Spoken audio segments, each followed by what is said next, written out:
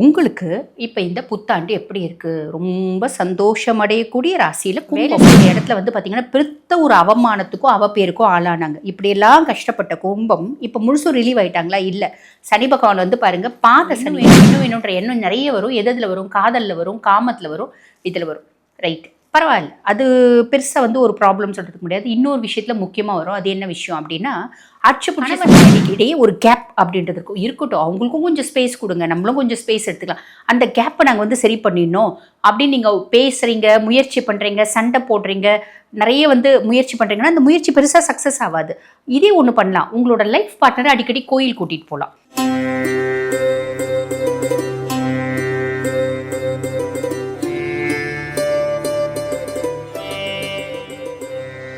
ஜோதிட யுகம் நேயர்களுக்கு வணக்கம். நான் டாக்டர் தீபா லாலன். இன்றைக்கி நம்ம என்ன டாபிக் பற்றி டிஸ்கஸ் பண்ண போகிறோம் அப்படின்னா, தமிழ் புத்தாண்டு ராசி பலன்கள் தாங்க பார்க்க போகிறோம்.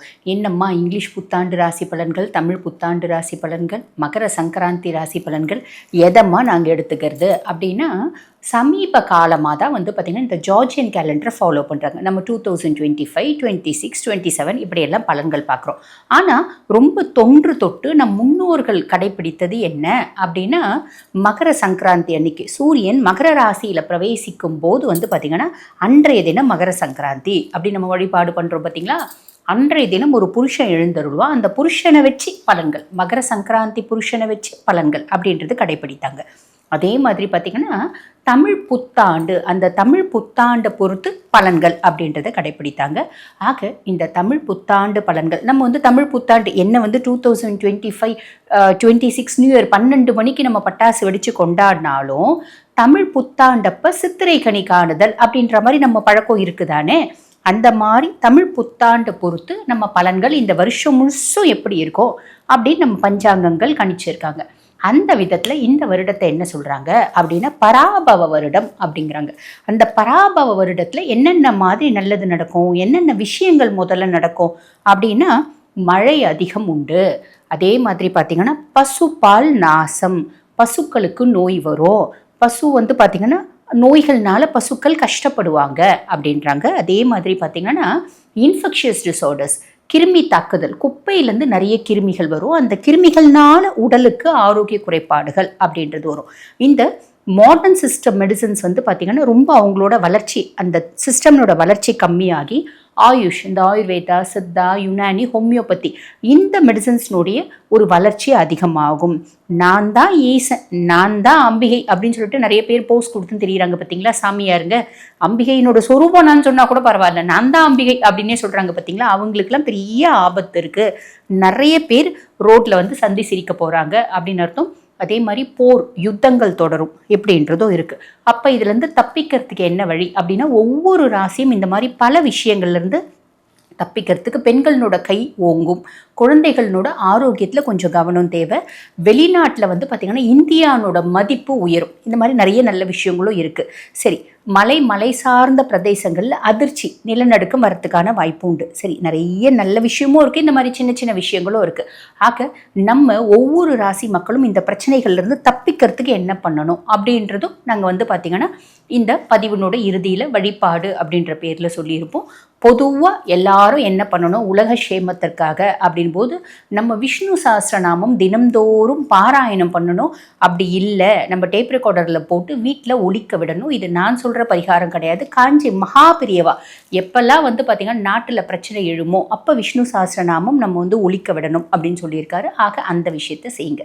ஆக நேரத்தை வீண் பண்ணாமல் சட்டுன்னு உங்கள் ராசிக்கு என்ன பலன்கள் அப்படின்றத பார்த்துடலாம்.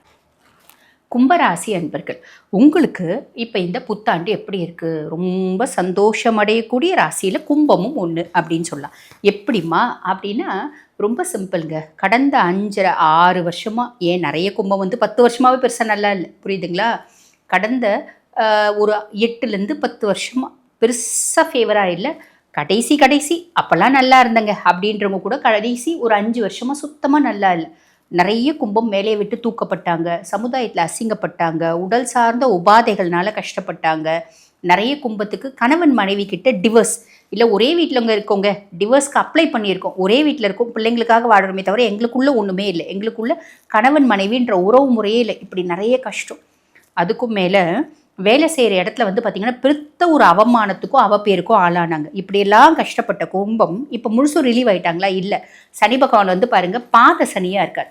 பாத சனியாக இருந்து இன்னும் உங்களுக்கு ஒரு 25% கெடுக்கணும் அப்படின்ற ஒரு மைண்ட் செட்லேயே தான் அவர் இருக்கார். அப்படி இருக்கிறவர் எப்படி பெரிய சந்தோஷம் அப்படின்னா 6ஆம் மாதத்துக்கு அப்புறம் குரு பகவான் பயிற்சி ஆகிறார் இல்லைங்களா? மிதுனத்துலேருந்து கடகத்துக்கு பயிற்சியாக்கி கடகத்தில் உச்சம் பெற்று அமர்றார்.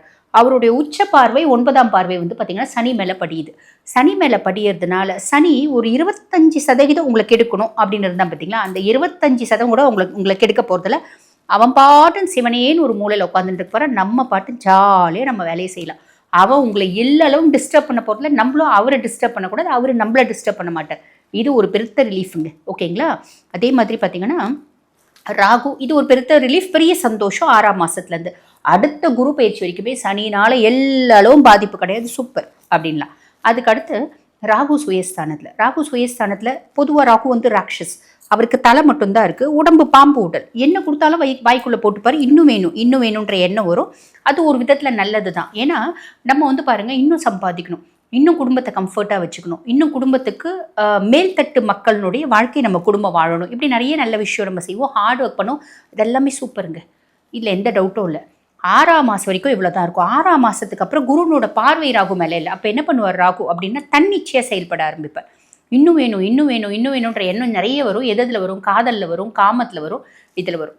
ரைட், பரவாயில்ல, அது பெருசாக வந்து ஒரு ப்ராப்ளம் சொல்கிறதுக்கு முடியாது. இன்னொரு விஷயத்தில் முக்கியமாக வரும். அது என்ன விஷயம் அப்படின்னா, அச்சு பிடிச்சி சம்பாதிக்கணும், நேர் வழி தான் போகணும். இல்லை குறுக்கொழி, எத்தனை குறுக்கொழி இருக்கோ அத்தனை குறுக்கொழியும் போய் சம்பாதிக்கணுன்ற எண்ணம் மேலோங்கும்.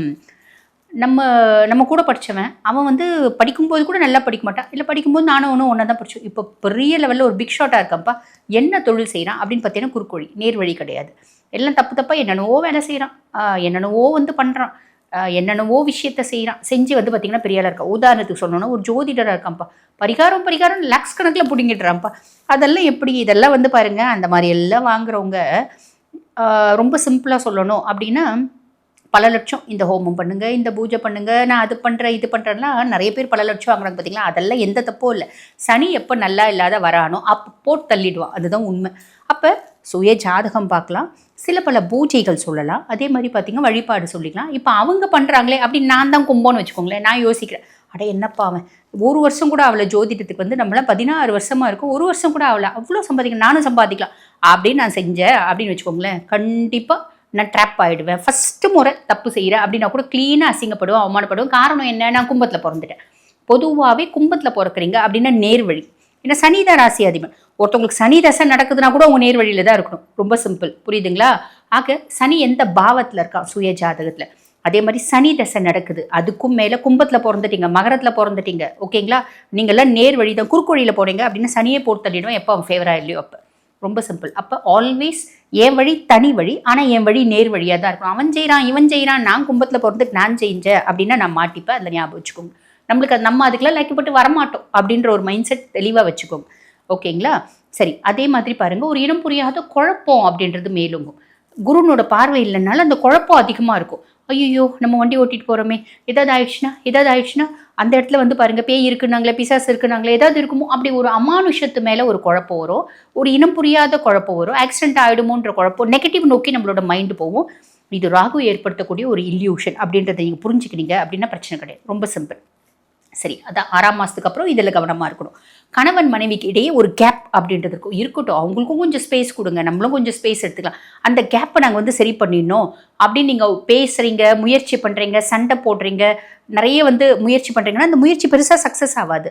இதே ஒன்று பண்ணலாம், உங்களோட லைஃப் பார்ட்னரை அடிக்கடி கோயில் கூட்டிகிட்டு போகலாம், ஓகேங்களா? அவங்களுக்கு வந்து இறை வழிபாடு அப்படின்றத இது பண்ணலாம், ஜீவ சமாதி கூட்டிகிட்டு போகலாம், ஆன்மீகத்தில் ஈடுபடலாம். அப்போ உங்களுக்குள்ள அந்யோன்யம் அப்படின்றது பிறகும், இது எந்த விஷயத்துலையும் அந்யோன்யம் அப்படின்றது பிறகாது. இதே மாதிரி தான் உங்களோட பிஸ்னஸ் பார்ட்னர் கூடயும் பெருசாக கேப் இருக்கும். கோயில் அடிக்கடிக்கு போகிறீங்க, சிவன் கோயிலுக்கு போகிறீங்க அப்படின்னா, இந்த இறை வழிபாடு போகிறீங்க, அதெல்லாம் வந்து நீங்கள் வந்து பார்த்தீங்கன்னா ஒரு ஸ்மூத் ரிலேஷன்ஷிப்பை மெயின்டைன் பண்ண முடியும். அதே மாதிரி 6ஆம் மாதம் வரைக்கும் குரு பகவான் வந்து பார்த்திங்கன்னா பூர்வ புண்ணிய ஸ்தானத்தில் இருக்கார். குழந்தைங்களால் பெருசாக ஒரு பிரச்சனை அப்படின்றது இருக்காது. பூர்வீக சொத்து பத்தில் எந்த வில்லங்கமும் இருக்காது, ஸ்மூத்தாக இருக்கும். பூர்வீக சொத்து பத்துக்கள் கையில் வந்து சேர்கிறதுக்கான வழியும் வாய்ப்பும் உண்டு. 6ஆம் மாதத்துக்கு மேலே குரு ரோக குருவாக வரார். அப்போ பெரிய லெவலில் கடன் இருக்குது அப்படின்னா கூட அந்த கடனை அடைக்கிறதுக்கான பிராப்தத்தை, ஆப்பர்ச்சுனிட்டி குரு பகவானே ஏற்படுத்தி கொடுப்பார். நோயிலிருந்து ஒரு விமோச்சனம், ஒரு நல்ல டாக்டர் நம்ம செய்யக்கூடிய வைத்தியம்லாம் பலிதமாக்கக்கூடிய அத்தனை விஷயத்தையும் குரு பகவானை ஏற்படுத்தி கொடுப்பார். ரொம்ப சிம்பிள். நான் சொன்ன சின்ன சின்ன விஷயத்தில் மட்டும் கவனமாக இருக்கீங்க அப்படின்னா போதுமானது. இருந்தாலும் வழிபாடுன்னு ஏதாவது ஒன்று சொல்லுவீங்களேம்மா அப்படின்னா, கண்டிப்பாக நீங்கள் கும்பத்தில் பிறந்திருக்கீங்க அப்படின்னாலே நீங்கள் கும்பகோணத்து பக்கத்தில் ஆதி கும்பேஸ்வரர் ஆலயம் அப்படின்னு இருக்குது. ஒரு 6 மாதத்துக்கு ஒரு முறையாவது அவரை போய் வழிபாடு பண்ணிட்டு வாங்க. நிறைய நல்லது நடக்கும். அதனால அங்கே போக முடியல அப்படின்னா, வீட்டுக்கு பக்கத்தில் எந்த சிவன் கோயிலாக இருந்தாலும் சனிக்கிழமை தோறும் வழிபாடு, இல்லை பௌர்ணமி தோறும் வழிபாடு. சனிக்கிழமை தோறும் டைம் இல்லைம்மா, ரொம்ப சிம்பிள். பௌர்ணமி தோறும் வழிபாடு பண்ணுங்க, நிறைய நல்லது நடக்கும். வாழ்த்துக்கள். இப்போ நான் சொன்னது பார்த்தீங்கன்னா உங்கள் ராசிக்கான பொதுவான பலன்கள். எங்களோட சுய ஜாதகத்தில் எங்களுக்கு திருமணம் நடக்குமா நடக்காதா, வீடு கட்டலாமா கட்ட முடியாதா, இல்லை கட்டக்கூடிய சூழ்நிலை இருக்கா, இல்லை எங்களுக்கு வீடு சொந்த வீடு அப்படின்ற அமையறதுக்கான பாக்கியம் இருக்கா, இது தெரிஞ்சுக்கணும் அப்படின்னாலும், வீட்டில் இருக்க பிரச்சனைகள்லாம் எப்பங்க ஓயும் அப்படின்னு தெரிஞ்சுக்கினாலும், பிள்ளைங்களால கடுமையான மன உளைச்சலுக்கு ஆளாகியிருக்க எங்கள் பிள்ளை எப்போ திருந்தும், இந்த மாதிரி பல கேள்விகள் உங்களுக்கு இருக்குது அப்படின்னா அதுக்கு தீர்வு உங்கள் சுய ஜாதகம் தாங்க. ஆக எங்கள் கிட்ட சுய ஜாதகத்தை பார்த்துக்கணும் அப்படின்னு விருப்பப்பட்டீங்கன்னா, நான் பேசிகிட்டு இருக்கும்போது எங்களோட வாட்ஸ்அப் நம்பர் கொடுத்துருப்பாங்க.